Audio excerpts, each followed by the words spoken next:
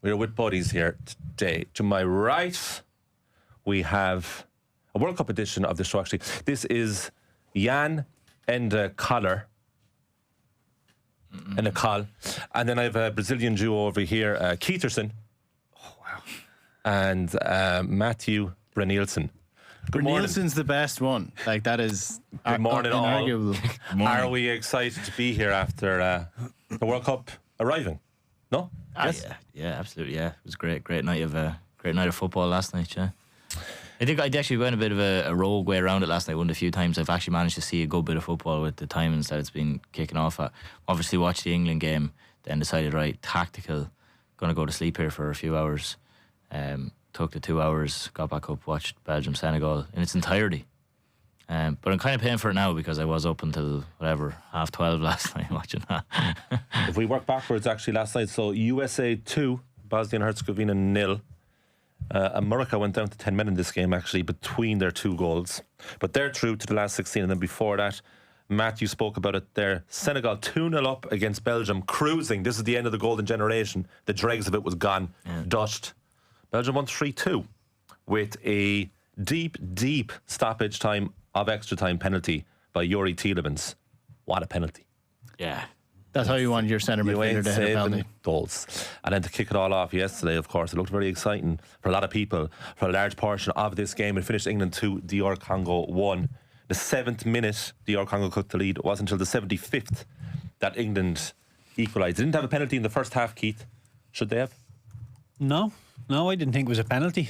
I was doing the commentary on the game last night, and I thought when Kane rounded the goalkeeper, both of his legs go bolt upright, and he sort of creates that contact himself. And there is a little bit of contact, but like I say, I think Kane hits the brakes and wants that contact. So I just thought it was really funny when the referee was running behind Harry Kane doing that diving gesture, as if to say, no, you dived. But then I was thinking, why aren't you booking him? Because it's either a penalty or he's dived. And I think the referee made up his mind that he did dive. But I do think that if the referee had gave a penalty, I don't think VAR would have overturned it. The fact that the ref didn't give a penalty, I think VAR said we're happy enough to stick with that also. But yeah, I thought it was a dive, to be honest. The two camera angles show me something different. From the referee's perspective, his side of the ball looked like a dive. But then from behind the goalkeeper, I thought he clipped him. He dived before the goalkeeper clipped him. I think that's probably the key point. He dived and then the goalkeeper clipped him. It's just his running mechanics for me. Like he's running in full pelt, and all of a sudden his two legs just go straight, as if you know when a winger goes past the right back and he swings the right leg out to sort of create that contact and almost kick the right back and go, oh look, there's contact there, I've been hit. I just wasn't having it for me, and yeah, I didn't think it was a penalty, but what an unbelievable turnaround from Harry Kane. But I think in these tournaments you've got so much magic. Look, Messi has an unlimited amount of magic, as do Mbappe, a couple of others. I think this English team already are starting to use up the limited magic they have in that team. Because you say unbelievable turnaround from Harry Kane, and that's probably an accurate way to word it, not necessarily the team. Yeah. Now the substitutions worked, because for the England equaliser, I think the 4 or 5 players who touched the ball before Kane scores the header, they're all brought on the pitch. So he does correct his mistakes. I think Anthony Gordon got both assists. Yeah. He did really well for the winner. You know, the goal itself is individual brilliance, but the pass from Gordon is like the normal thing to do there. It's just spray it wide, but he kind of eliminates about 3 or 4 players. The thing with England's availability, like the players that they have to their disposal, you look at that team last night, it was like it suddenly looked quite limited. Well, I think they've looked quite limited the whole of the World Cup. They've had one really good half, second half against Croatia, particularly the start of it. But that's what I mean, the Ghana game, and I listened to Thomas Tuchel in the build-up to the game last night, and he basically said, I think they're going to match Ghana up. They'll play a 4-5-1 with Wiesa just on the periphery up front.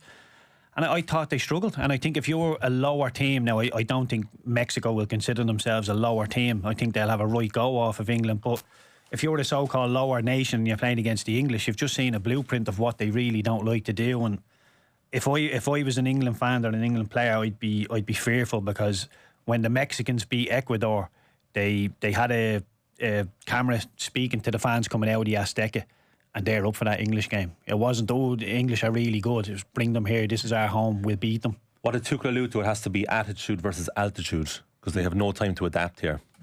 So this is massively high up in the air. The Azteca, yeah. 60 What is it, a years. Crow Patrick and a bit? So I actually have a list of some of the highest mountain ranges across Europe here. So the Azteca is 2.2 thousand meters, 2,200 meters above sea level. That's how high up it is. So just for context of that, Carntoohil, the highest mountain range in Ireland, is 1,039 meters above sea level. So you would have to have Carntoohil on top of Carntoohil and then build a football stadium on top of that, on top of a 200-meter building. So that's how high up they're playing. Ben Nevis is the highest mountain range in the UK, 1,345 meters. So again, add another 1,000 meters onto that and then build a football stadium on top of it. And that's what you have here. So you have to almost get to the 30th. The Azteca is built essentially the 25th highest range in Europe is where this football stadium is. In a graphic, that's where it would show up with all the mountains. Yeah. It's not just high though; it's formidable. Yeah. A record. Some stats actually. Ben Syme sent it to me yesterday, so I won't take total credit for them. But they've played 89 competitive matches at the Azteca. They've won 70 of them. They've only lost twice. Unbeaten in 10 games at the World Cup. So they've played 10 games in the Azteca at the World Cup and they haven't lost. They've only conceded 2 goals and both of them were in 1986 and they didn't lose either of them games. So yeah, it's going to be a stiff task for them. As well as that, to add to the altitude thing, is England have played all their games so far, I think, if not all, majority of, in the air-conditioned type stadiums where the roof is closed and it's like 20 degrees inside, even though outside it might be 30. So whatever about the temperature, which I'm sure will be pretty high too in the heart of Mexico, the altitude is going to be difficult for them to deal with. And Mexico haven't conceded a goal at this tournament yet. So, look, they'll fancy their chances. But I don't know. I don't like the fact that everyone is going, Mexico could beat England here. Usually it's like, the DRCs of the world who everyone had sort of written off that would. And I think they caught England cold a little bit yesterday in that England anticipated the Ghana approach of we're just going to sit back and do nothing here. Anthony Barry. Yeah, the DRC didn't really do that. Yeah. They came out a little bit. They could play ball. I think that caught England early. And I know it's the biggest cliche in the history of football, but they might have just scored maybe 20 minutes too early. They hit the post though later in the half. Obviously missed the sitter, yeah. I mean, like pound for pound, like England, they probably shaded it. They probably had more chances if you looked at it totally objectively. Like we look at it from a point of view of England, where sorry about that. We look at it from a point of view of England, like once again failed to show up. Like, but they probably did have just enough chances. Anthony Barry at half time, right, alluded to that early goal, saying like they might have been in a bit of shock from it. Yeah. I think in every other country, the assistant manager of the team is doing halftime interviews. It's just become his thing, like. Yeah, but I don't think the manager wants to do it. I think it's as black and white as that. I'm not doing to see you do it.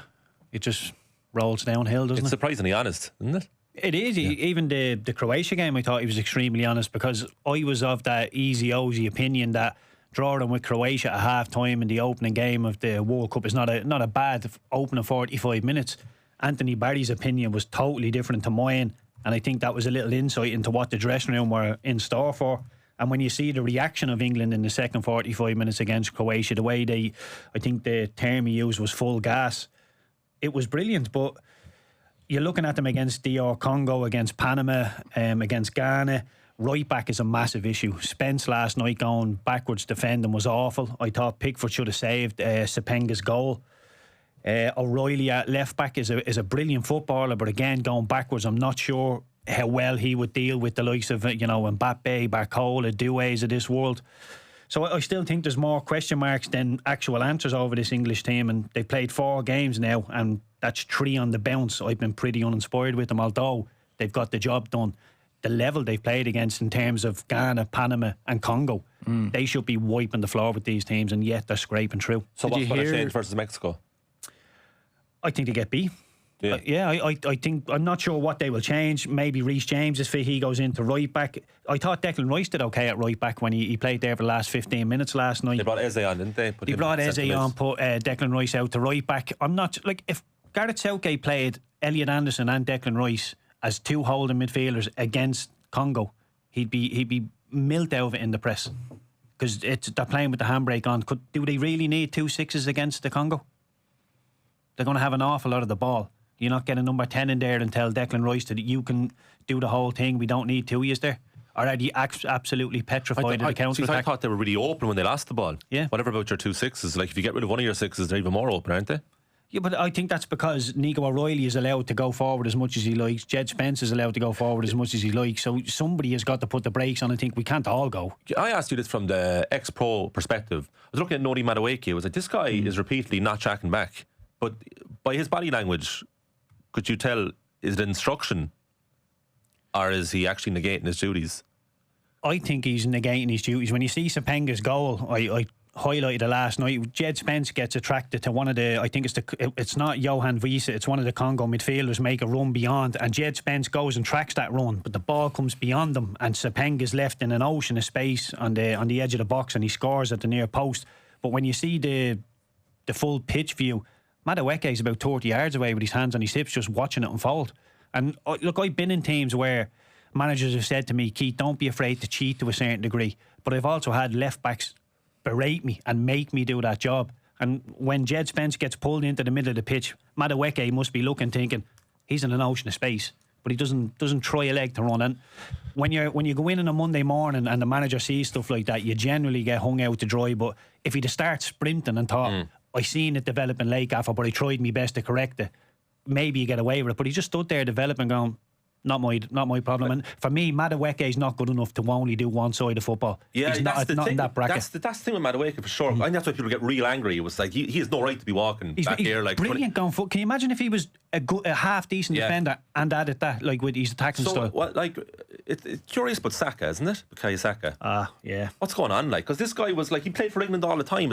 They run him into the ground like. He doesn't just look not fit. Yeah, he doesn't look fully fit, and I'd say probably saving him for the ladder for maybe the next round. I mean, this game will wreck him, won't it? I don't know. Did you catch the Mike's picking up Thomas Tuchel a couple of times in this game and in previous games as well? He is tearing Jed Spence apart in these games. There was one stage where he played the Congo ball. were tearing him apart as well. He was played the ball forward, and it was just like roaring the house down at Jed Spence. He seems to be happy enough with him for some reason. I don't know. He got burned for the goal. He was, poor positioning for that. Definitely the right wing, as you mentioned, Madueke not coming back is not helping matters either. But look, he left the Real Madrid right back at home, and he took the Tottenham second choice right back with him. So I mean, are these not the consequences of his own actions here for Tuchel? The funny thing is, I wouldn't be the biggest fan of Trent as a defender. I think if you, I understand why Thomas hasn't picked him in terms of his defensive capabilities, but Jed Spence is not a good defender. He's okay going forward, but I would class him as quite poor going backwards. And if you're Trent looking at that thinking, I can affect the game going forward, I'm just as poor as he is going backwards. So maybe when he says he's picking the best team rather than the best individuals, that leads me to the belief that the Palmers and the Trent Alexander-Arnolds of this world, leads me to believe that maybe they're a little bit abrasive if they're not playing, and can sting. Well, maybe he wants control. Is he? He wants lads that are going to play for him. Yeah, I think so. But like people, I've seen this from two sides. People have said to me, "Oh, this is brilliant. Thomas Tuchel is putting his stamp on this English team. He's picking the best team rather than the best individuals." Is his job not to manage the best individuals? Even if they're a little bit hard to manage, is it not his job to get the best out of Cole Palmer and get him on side, even if he's only going to play half an hour in one of the games? Your job is to make him feel important. Your job is to get the best out of him, not just go, I tell you what, I won't pick him. But these like DR Congo played with absolutely no fear in that first quarter, if you want to call it that. Like, it didn't have a touch in the opposition box, didn't have a shot at all. Simpenga, right? Brian Simpenga, he were talking about there, Matthew, destroying Spence over and over again. I was looking him up, right? Yeah, I know this guy. He's a bit mad, yeah. Like, he's 28, plays for Almeria. So That's special. So he missed their. So he wasn't. I'll just slip my mind who he was with, but the club he was with in the second division in Spain were playing in the playoffs to get promoted to La Liga. Castello. Yeah, and he skipped that to go and play at the World Cup. But like 2 days ago, his contract obviously expired. He signed for them. And he signed for Almeria, which is probably in the list of his clubs the biggest club he's played for is Almeria. And this guy shows up and he is destroying this English side, destroying them. Because to your point, Keith, it was like Madueke doesn't have the right not to track back because he's on the ball. He's not that special. He's fine. Jed Spence is like, you put him in for his defensive capabilities. He's not that great of a defender. That's the right side. Yeah, but surely Thomas Tuchel says that. Like, Jed Spence is not the number one right back for England when everybody is fit. So he's coming in as not makeshift, but, you know, he's going to need a hand. Surely you're telling Madueke, give him a hand. What Congo have, when they win it, they're going to get the ball to Sapenga, they're going to get it out wide. Vissa will spin into that channel. You're going to have to help out here, Nani. You can't just decide, I'll only play when we have the ball. But look, a lot of people were brushing this one off when Mexico won. I could hear the English public saying, oh, Mexico is next, it's going to be a great game. I think the Congo took real offence of that. I think, well, you're looking past us, we're going to give you a right game. And they got a bit of a scare, as they did in the other two games. So I think the English have been extremely underwhelming. It's hard to get behind them. Lionel Mpasi had a great game in the DR Congo goal, in fairness to them. So they were obviously, after the first hydration break, England got their act together a bit. I love the way DR Congo played. What about the save with his genitals? What about that one? Oh, that right at the end of the first half. Oh my God. Imagine that sentence half an hour ago. Yeah. Go on there. No, you mentioned hydration breaks there, and I think there was a distinct difference in England after both hydration breaks. I was going to say, come out of traps, the hydration break helped England. Yeah. rather Yeah. than That was like Massively. the common thing on X was like, I hate these breaks, Well, but this really I'll suits. give you a few quotes here. John Cross in the Mirror obviously got these from Infantino after the England game. Obviously the talk around the hydration breaks has been that, you know, you go in, you get your water on board, you have your 2-3 minutes and you come back out, and the idea is not to make it 4 quarters, even though that's exactly what's been happening, and we see all the television broadcasters using that time to throw in a few advertisements and all that sort of stuff, and that obviously benefits FIFA too. But he said, after an intense start to both halves, England used their hydration breaks well to regroup, reorganise and get on the front foot before finding the net twice in the final 15 minutes. These breaks are so important to give players a break during tournament play, while also allowing all coaches a dedicated moment in every match, not just depending on the weather conditions, to engage directly with their players. Overall, this was another fantastic FIFA World Cup contest involving 2 great teams in a fantastic venue in Atlanta. So he is all but admitting and confirming the fact that we're now playing in quarters as opposed to halves. But here's the thing, We've known that. No, we've known that, but I think it's significant that he is now not kind of trying to hide that fact. he has no mandate to change this. But he has done. No, he doesn't. But he has done. Oh, he has done, yeah. He's But done this is the that, thing, like yeah. he's talking as if like he has the right to change the game of football in this manner. He doesn't. This is something that needs to be. This is something that needs to be to go through the proper. Did they not anticipate that it was just going to be roasting, and so they put it in for everyone? Was that not it? Well, Like the Club World Cup last year, didn't they run into those problems? I can understand that logic, but the fact that England are playing in an air-conditioned stadium... Yeah, but then they have to do it for everyone, don't they? Do they? Why? I'd say they do, because then how'd you write that rule down? You'd have to set the temperature. Yeah. You know, you'd have to be do like, that. oh, Do within, that then. well, subjectivity. Okay, then you start the game, and the game starts, as pedantic as this may sound, the game starts at 25 degrees, and then by the 18th minute, it's 30 degrees or whatever, and you're like, well, you have to put it up now. Yeah, but That's not how it works, though. Like, 5-degree jump in 20 minutes. Does that ever happen? Climate change, mate. You a denier, yeah? I was in Daily Mount on Friday. Daily amount hydration break. Hydration break. What? Unbelievable. What? Couldn't get my head around. We had a hydration break. Yeah, a because Daily it was Mount. because we have a heat wave. Yeah, but had- wave. Well, It was hot, actually. You're I right, think the that's true. first half, I think I was speaking to Pat Fenlon, and Yeah. he said that the referee notified them just before kick-off that if it gets to 26 degrees, they're going to have a hydration break, which is no problem, but they didn't let anybody in the stands know. We were a bit baffled by it. The common sense approach to me has just gone out the window. The second half, and I'm not trying to say this to be funny, I was thinking about putting my jacket on. It became a little bit overcast, there was a bit of a wind, and we've another hydration break. I couldn't believe it. Now, the rest of the League of Ireland didn't get a hydration break. So is that bringing the league into disrepute, or is it just, well, it wasn't that hot in the rest of the game, so there's the common sense approach? No, I think it's a special circumstances in Ireland, isn't it? Because we're just not used to that temperature. So it's like, we're going to have to do something here to help out. Yeah, But it's been done in previous tournaments. This isn't unprecedented. It's just, I don't think it's ever been done wholesale. And it's and I don't recall at other tournaments it being used to show ads either. Yeah, well, they it's- just looked it's, at opportunity, didn't yeah, like, but- the thing about it is, right, I don't mind them. No, I don't like I don't that. mind them that much, right? If I I always thought, Keith, right, playing football myself even, I was like, 45 minutes is a lot time, a half. So when you ask the ref how long's left there? And it's always like 18 player, 18 minutes. It's like, fucking hell. Well, you know, it's like, Gaelic football and hurling, 35 aside, nice time. Even rugby 40, you said, I thought 45 minutes is a long old time. Yeah, but you know, like when the English are struggling against the Congo last night in the midway point of the second half, and they go and Thomas Tuchel says one or two things, has a little tactical switch, gives them a bit of an earful, and in the 75th minute Harry Kane equalised and he scored in the 82nd. If that hydration break doesn't happen, do the Congo stand a better chance of winning? I also don't. What I hate about modern day football is there's no problem solvers. There's no player on that pitch. Like, look at Elliot Anderson is going to go for 130 million to Manchester City. Yeah, he can't solve problems against the Congo on the fly. What solving problems look like? Having a look at what's going on around them. What's going wrong? Did they not have a problem solver on the pitch? That's why they won. I don't think so. I think they just have the unbelievable talent of Harry Kane. What's the difference between unbelievable talent and problem solving? Like, he looked at what was wrong and he fixed it. No, Harry Kane didn't look at what was wrong. He got some opportunities and he hit the back of the net with what opportunities he had. But I'm talking about problem solvers. Penga up against Spence. That was a problem all night. Yet the English just kept 1v1, 1v1. Where was Noni Madueke? Where was the 2v1? The stuff in the middle, getting overrun in the middle of the park. Anderson and Rice going and getting on the edge of the Congo box. Couldn't recover. Just play 10 yards deeper. Or one of you play 10 yards deeper. Just being able to see these things. I just don't like the fact that when things are going against you, there's nobody that stands up and puffs their chest out and thinks, I'll sort this out for us.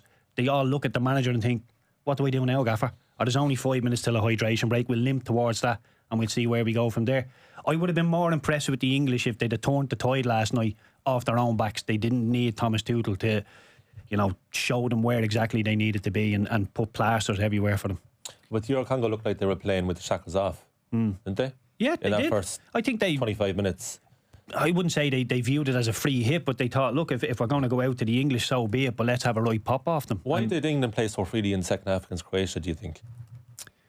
I look at Croatia, and that's an aging Croatian team, so I do have question marks over them, although I wouldn't be surprised if they were to beat Portugal at midnight tonight. But why did they do that?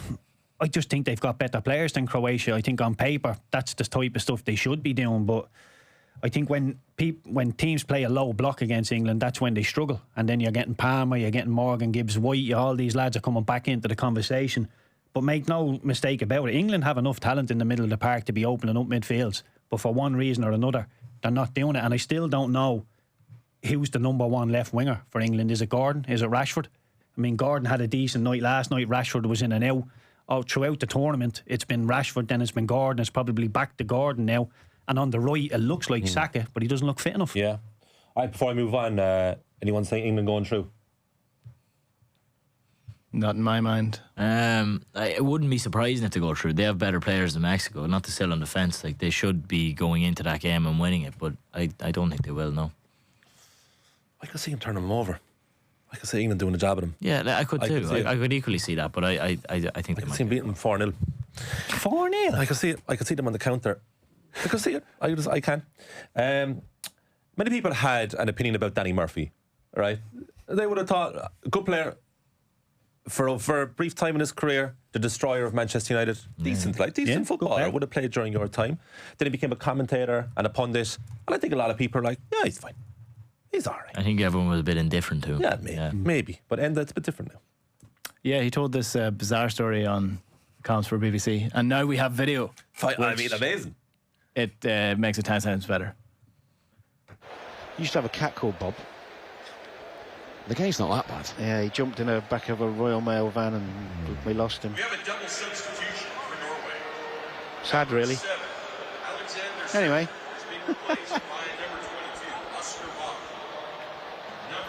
See, it's a great call by the BBC to release the footage, because I heard that live on commentary. I thought it was the commentator that was laughing, and that Danny Murphy really was sad. Sad, really. It's great. It's great. Poor Bob. Has to be said. Well, never to be seen again. How does that happen? It's going to change. How does he end up in the back of a Royal Mail? Cats are like that, though, aren't they? Just let us know. Go for it. 918-180. How did that happen? Yeah, Dara Smith-Naughton suggesting only a theory of his, of course, not confirmed that the van driver actually stole the cat.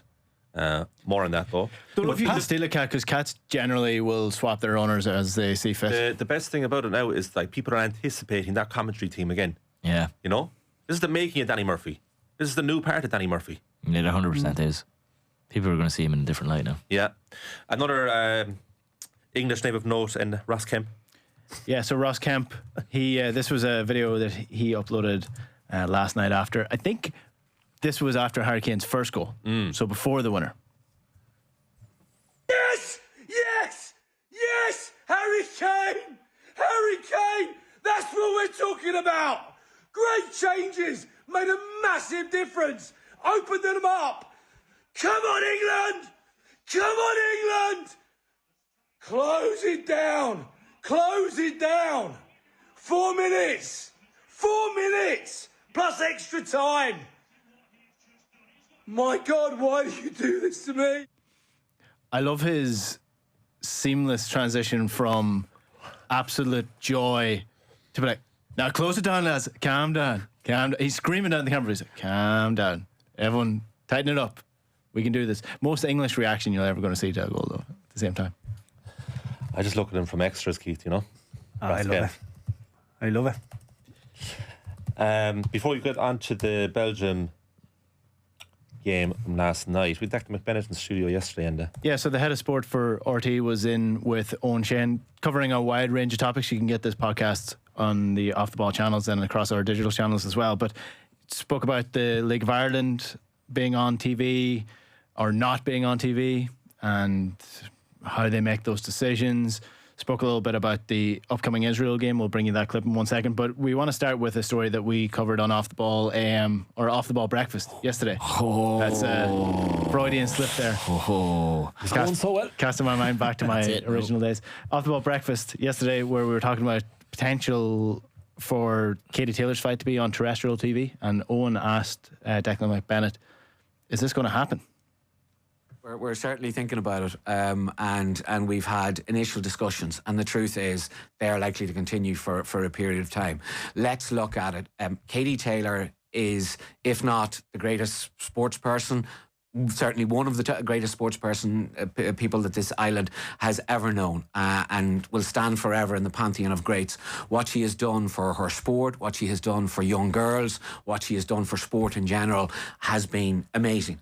Why would we not want to be involved? However, we were there at the start of the journey.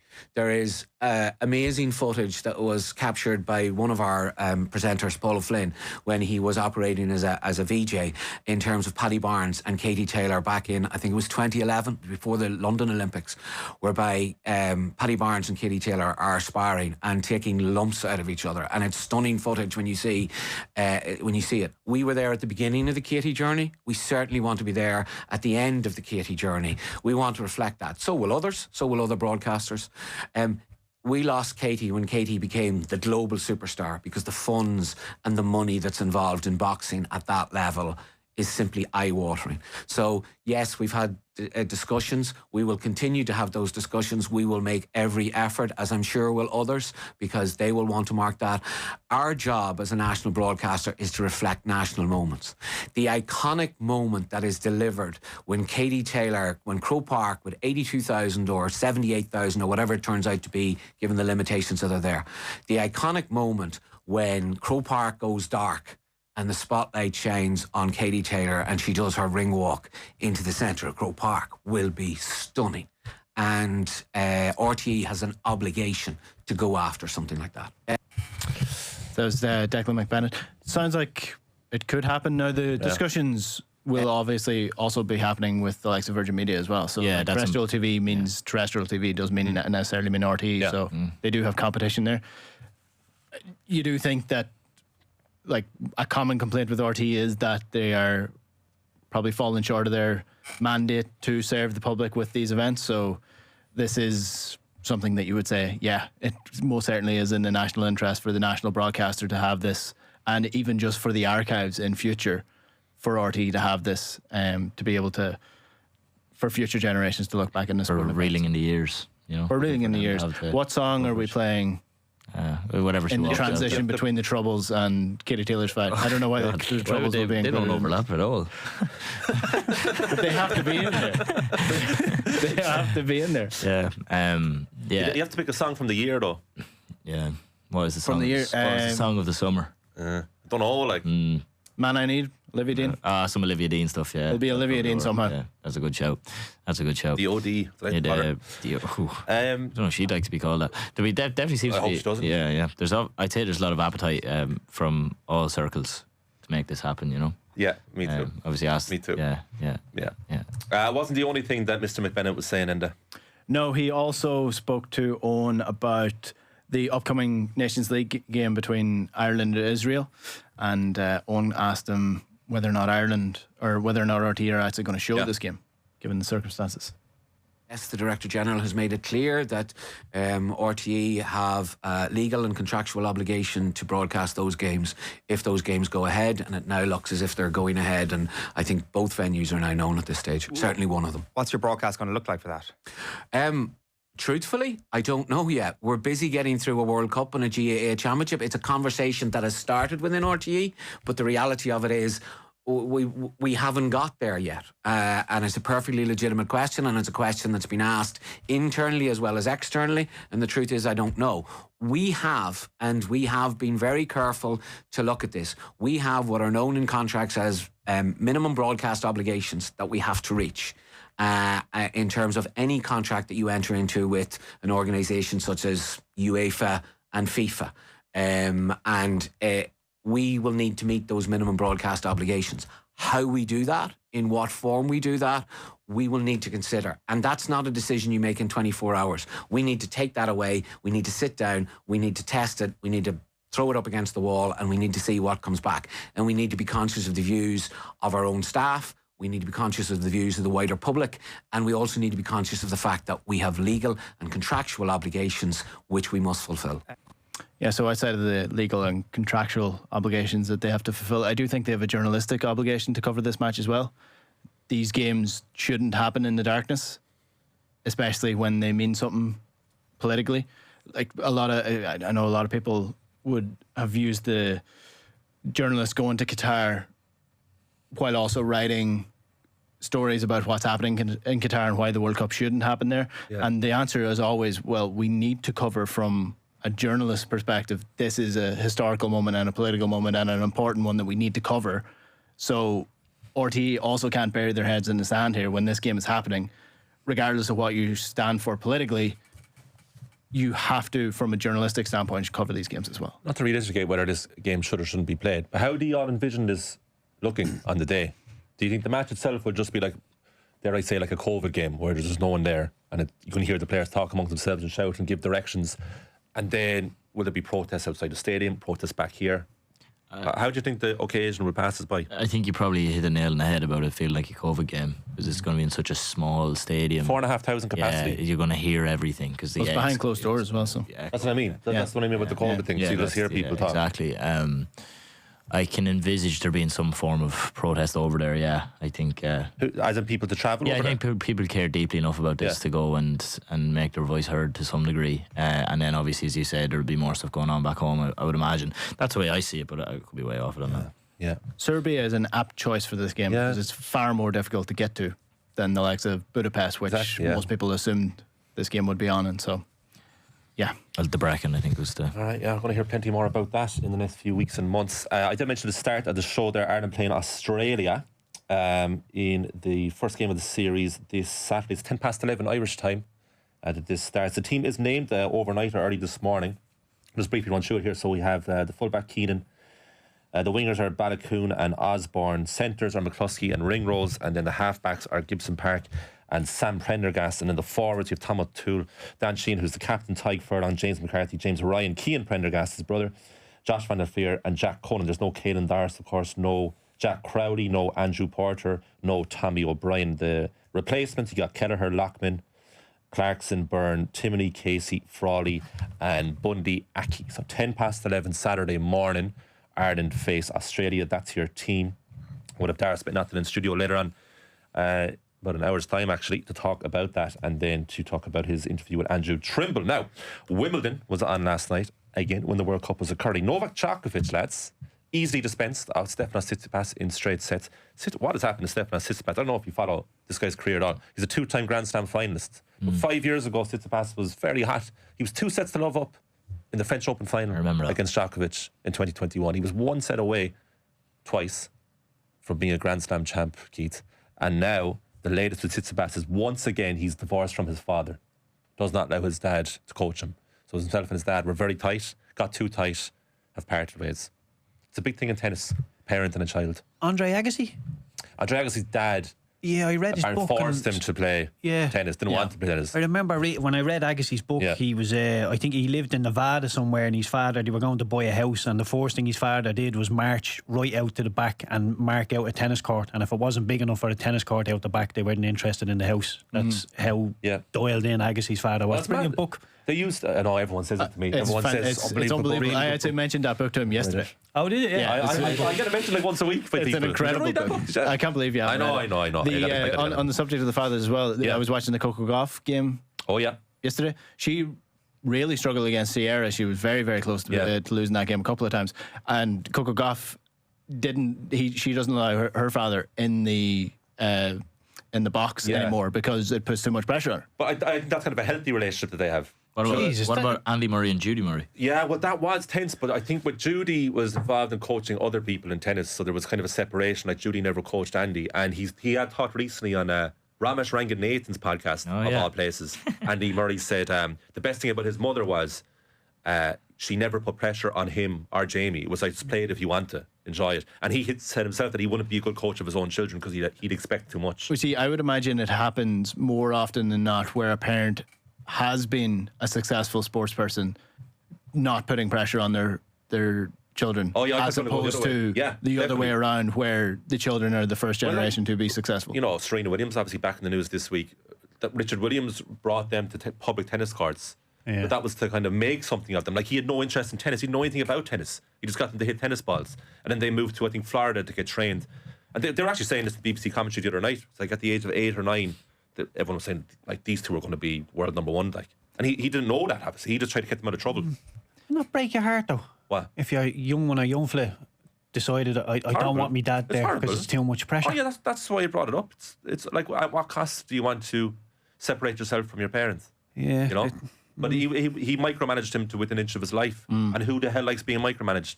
And you're the least tolerant at being micromanaged by your own parent. Well, that's true. We actually spoke about the Rafael Nadal documentary. You watched it while you were away as well. That was incredible. And like the discovery in it is he has this gene in his feet that he had carried an injury throughout his career. But it also says that this was most likely as a result of being pushed too hard at a young age. His uncle was his tennis trainer. His uncle Tony. And wouldn't let him. Uncle Tony.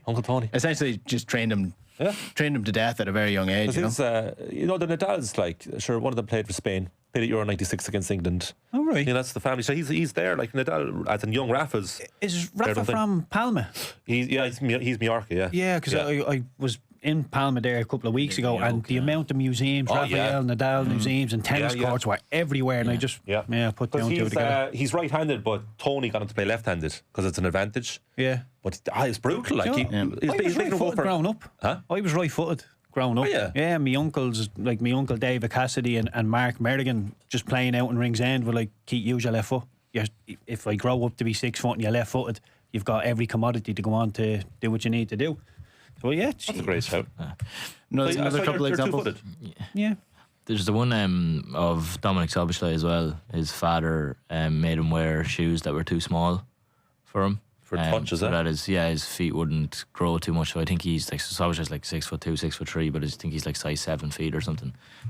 Size 8 feet, because there's obviously he obviously felt as though maybe it was something years ago. Yeah. Jeez, God, I used to wear 8.5 boots, and I'm a size 9, and my feet are messed up because of it. Yeah. I love the real type out. I didn't want any round. Was it worth it?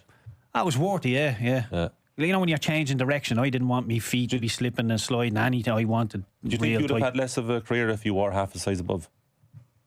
I wouldn't have been comfortable in my own head, Colm. The way you said that to me in the show, and poignant. I feel genuinely for Tsitsipas, it's like he must think every day, like, Jesus Christ, like I should have won a Grand Slam. What age is he now? 27. Yeah, he still seems like a kid to me. Nick Kyrgios played as well doubles and had not a meltdown, but had a right cut off the umpire. They lost himself and Alexander Bublik, and he said he may never play Wimbledon again. Does he play singles tennis at all? No. No, he's in fairness, he is cracked. He's had a number of surgeries. Like, I think he's had 5 surgeries in the last few years. But he's a part-time tennis player, and he always said he was a part-time tennis player, and he reached the Wimbledon final 4 years ago. I remember that, yeah. Now, it was the jammiest route you'll ever get to any final of anything. Nadal pulled out or something, didn't he? Nadal pulled out of the semi-final. Yeah. And the only player of renown at all that Kyrgios beat on the way to the final against Djokovic was the aforementioned Tsitsipas. All right. Yeah. So look, it's kind of getting going a bit, Wimbledon, but it's competing. Do you know what it is? It's lovely stuff for us on the breakfast show where we get home and there's a 6 o'clock game on.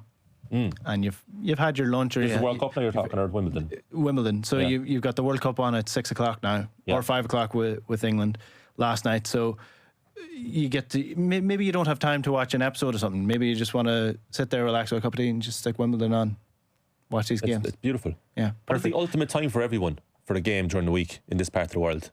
Could we all come to a consensus? Is everyone on X is complaining, why is the game on at this time? And everyone's mocking that person, saying, what time do you want it on? 6 o'clock is absolutely 6 for you? dead on for me. Perfect. Terrible for me. What about I would, as a general consensus, as like a wider, what I think everyone will be delighted with. No, I think it actually should be what suits you best to see what's the most common answer. Oh, I so me would be like at 7:45. It doesn't go to extra time. It's grand. That ends. I just go to bed. Then that's sweet. But I think a general thing. I think a time that there's never a game on is 6:30.